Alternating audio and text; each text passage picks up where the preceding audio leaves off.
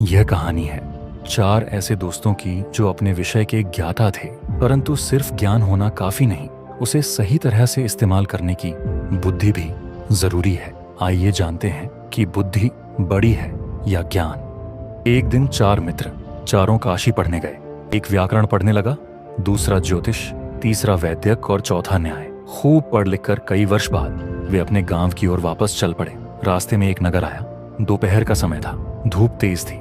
उन्होंने आराम करने का निश्चय किया। वे चारों एक धर्मशाला में ठहर गए। वहां का राजा विद्वानों का बहुत सम्मान करता था। उसने उन चारों के लिए चावल दाल आदि तथा कुछ रुपये नकद भेज दिए। इन मित्रों के पास एक घोड़ी थी। उस पर उन्होंने अपने बिस्तर, पुस्तकें तथा पूजा पाठ का सामान लाद रखा था। चारों मित्रों ने तय कर लिया कि अपने अपने अलग अलग काम बांट लेने चाहिए। ज्योतिषी ने कहा, मैं घोड़ी चरा लाऊंगा, यदि खो भी गई तो ज्योतिष विद्या से जान लूंगा कि कहाँ गई है। वैद्य बोला, साग सब्जी में खरीद लाऊंगा क्योंकि मैं उनके गुण दोष जानता हूँ। न्याय वाले ने कहा, घी में खरीद लाऊंगा। व्याकरण के विद्वान ने कहा, रसोई में बनाऊंगा ताकि सबको भरपेट खाना मिले। न्याय वाले ने बाजार से घी खरीदा। चलते चलते वह सोचने लगा, बर्तन के सहारे घी टिका है या घी के सहारे बर्तन। जब कुछ तय न कर पाया तो उसने बर्तन उल्टा करके देखा। गर्मी से घी पिघला हुआ था। बर्तन के उल्टा करते ही वह सारा घी नीचे गिर गया। उधर वैद्य जी सब्जी बाजार पहुंचे। तोरी, भिंडी, करेले, परवल, बैंगन, कद्दू, पालक, मेथी आदि बिक रहे थे। उन्होंने कोई न कोई दोष हर एक सब्जी में पाया। वह बिना कुछ खरीदे वापस लौट पड़े। रास्ते में एक स्त्री नीम की पत्तियां बेच रही थी। वे हरी थीं, स्वच्छ थीं और सब प्रकार से ठीक थीं। वैद्य जी ने जितने पैसे थे सब देकर नीम की पत्तियां खरीद लीं। वे खुश थे कि नियम में एक भी दोष नहीं। व्याकरण के पंडित ने चावल दाल मिलाकर पतीली चूल्हे पर चढ़ा दी।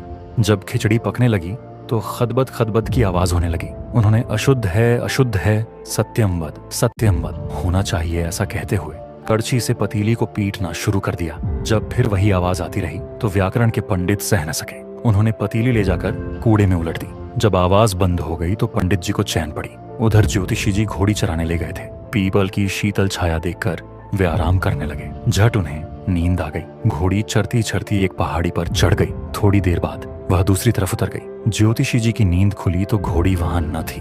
हंसकर बोले, जाएगी कहाँ? अभी ज्योतिष विद्या से पता लगा लेता हूँ। उन्होंने ज्योतिष विद्या से जान लिया कि घोड़ी पहाड़ी पर चढ़कर नीचे उतर गई है। उन्होंने सोचा, जो घोड़ी इतनी देर में पहाड़ी पर चढ़कर दूसरी तरफ भी उतर गई, वह न जाने अब कितनी दूर चली गई होगी। अब उसका पीछा करना बेकार है। ऐसा सोचकर वे धर्मशाला में लौट आए। चारों मित्रों ने एक दूसरे को आप बीती सुनाई।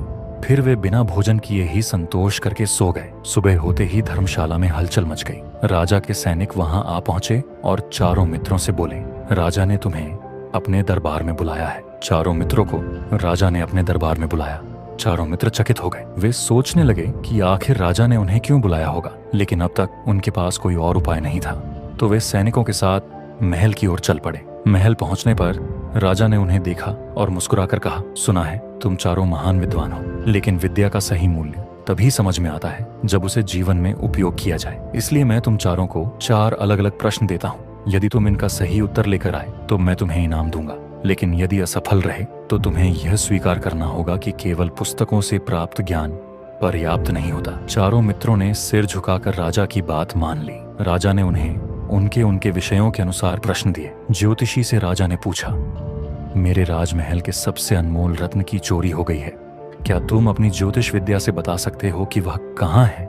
वैद्य से राजा ने पूछा, मेरे नगर में एक व्यक्ति गंभीर रूप से बीमार है, लेकिन किसी वैद्य को उसकी बीमारी समझ में नहीं आ रही। क्या तुम उसका इलाज कर सकते हो? न्यायविद से राजा ने पूछा, मेरे दरबार में दो व्यापारी एक हीरे को लेकर झगड़ रहे हैं। दोनों दावा कर रहे हैं कि हीरा उनका है। क्या तुम यह पता कर सकते हो कि असली मालिक कौन है?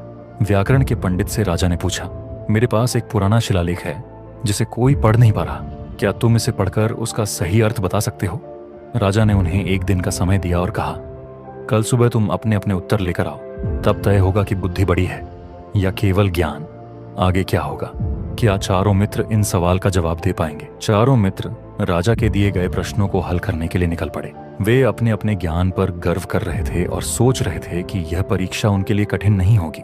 ज्योतिषी महल के सबसे अनमोल रत्न की चोरी का रहस्य जानने के लिए पंचांग और ग्रहों की गणना करने लगा। उसने अनुमान लगाया कि चोर महल के अंदर का ही व्यक्ति है, लेकिन जब वह राजा को यह बताने पहुंचा तो राजा ने पूछा, यह तो तुमने ग्रह देखकर बता दिया, पर चोर कौन है, ये प्रमाण के साथ बता सकते हो? ज्योतिषी निशब्द हो गया। वह केवल दिशा और संकेत दे सकता था, पर ठोस प्रमाण नहीं दे पाया। राजा ने उसे असफल घोषित कर दिया। वैद्य जी बीमार व्यक्ति के पास पहुंचे और अपनी किताबों में बताए गए तरीके से उसकी जांच करने लगे। उन्होंने कई दवाएं सुझाई, लेकिन मरीज पर कोई असर नहीं हुआ। उन्होंने आयुर्वेद के सिद्धांतों को दोहराया, लेकिन मरीज की हालत जस की तस रही। जब राजा ने पूछा, क्या तुम्हारी विद्या से तुम इसका इलाज कर पाए, तो वैद्य ने सिर झुका लिया और स्वीकार किया कि वह मरीज की समस्या का सही समाधान नहीं निकाल सका। न्याय के विद्वान ने दोनों व्यापारियों की बातें सुनी और कानूनी नियमों के आधार पर निर्णय देने की कोशिश की, लेकिन दोनों के पास अपने अपने दावे के समर्थन में मजबूत तर्क थे। कोई भी यह साबित नहीं कर सका कि असली मालिक कौन है। जब राजा ने पूछा, क्या तुमने असली मालिक का पता लगा लिया, तो न्याय के विद्वान को स्वीकार करना पड़ा कि वह कोई निष्कर्ष नहीं निकाल सका। व्याकरण के पंडित ने शिलालेख को पढ़ने की कोशिश की, लेकिन भाषा अत्यंत दुर्लभ थी। उन्होंने व्याकरण के नियमों से उसका अर्थ निकालने का प्रयास किया, लेकिन उन्हें पूरी तरह समझ नहीं आया कि शिलालेख का वास्तविक संदेश क्या था। जब राजा ने पूछा, क्या तुम इसे पूरी तरह पढ़ पाए, तो पंडित जी ने स्वीकार किया कि वह अर्थ समझने में असफल रहे। चारों मित्र निराश होकर राजा के सामने खड़े हो गए। उन्होंने सिर झुका लिया और बोले, हमने कई वर्षों तक अध्ययन किया, फिर भी हम अपने प्रश्नों के उत्तर नहीं ढूंढ पाए। इसका क्या कारण है? चारों मित्र राजा के प्रश्न का उत्तर नहीं दे पाए। राजा मुस्कुराए और बोले, विद्या बड़ी है, लेकिन उससे भी बड़ी बुद्धि है। यदि सोच विचार किए बिना काम किया जाए तो सफलता नहीं मिल सकती। इसलिए पुस्तकीय ज्ञान के साथ साथ व्यावहारिक बुद्धि का प्रयोग भी आवश्यक है। इसके बाद राजा ने चारों को कुछ दिन अपने पास रुकने के लिए कहा और एक एक करके प्रश्नों के उत्तर दिए। पहले राजा ने महल के सभी नौकरों को इकट्ठा किया और कहा, मेरे पास एक चमत्कारी दीपक है। जब असली चोर इसके पास आएगा तो यह खुद जल उठेगा। सभी नौकर एक एक कर दीपक के पास से गुजरे, लेकिन वह नहीं जला, परंतु एक नौकर घबराकर दूर ही खड़ा रहा। राजा समझ गए कि वही चोर है। उन्होंने सैनिकों को संकेत दिया और चोर पकड़ लिया गया। फिर बीमार व्यक्ति का सही इलाज करने के लिए राजा ने बीमार व्यक्ति के परिवार के बारे में पता करवाया तो मालूम हुआ कि उसका कोई नहीं था। वह अकेलेपन से दुखी था। राजा ने उसे महल बुलाया, अपनापन दिया और कुछ ही दिनों में वह व्यक्ति स्वस्थ हो गया।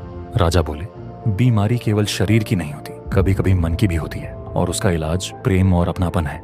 असली हीरे का मालिक कौन है पता करने के लिए राजा ने दोनों व्यापारियों को एक कमरे में बंद कर दिया और महल के बाहर घोषणा करवाई कि हीरा अब राजा के खजाने का हिस्सा होगा। कुछ देर बाद पहला व्यापारी चुपचाप बैठा रहा, लेकिन दूसरा बेचैन होकर राजा के पास आकर बोला, यह मेरा हीरा है, कृपया मुझे वापस दे दीजिए। राजा ने मुस्कुराकर कहा, जो अपनी चीज को सच में चाहता है वही उसके खोने पर दुखी होता है, और असली हीरा व्यापारी को लौटा दिया। शिलालेख का सही अर्थ जानने के लिए राजा ने कई विद्वानों को बुलाया, लेकिन कोई भी पूरा शिलालेख नहीं पढ़ सका। फिर राजा ने स्वयं शिलालेख को ध्यान से देखा और उसे उल्टा करने का आदेश दिया। जैसे ही शिलालेख को पलटा गया, उस पर एक श्लोक लिखा था, धैर्यम ही सर्वस्य धनम प्रधानम विद्या धनम सर्वधन प्रधानम, अर्थात धैर्य सबसे बड़ा धन है, परंतु विद्या सभी धनों में सर्वश्रेष्ठ धन है। राजा मुस्कुराए और बोले, विद्या और बुद्धि एक साथ चलें तभी सफलता मिलती है। जीवन में केवल किताबों पर नहीं, अनुभव और समझ पर भी भरोसा करना चाहिए। चारों मित्रों को अपनी गलतियां समझ आई। उन्होंने राजा का धन्यवाद किया और एक नए सफर पर निकल गए। ऐसे ही और रोचक कहानियों के लिए आपके अपने किस्सा कटोरा YouTube चैनल को सब्सक्राइब करें और वीडियो लाइक करना ना भूलें। धन्यवाद।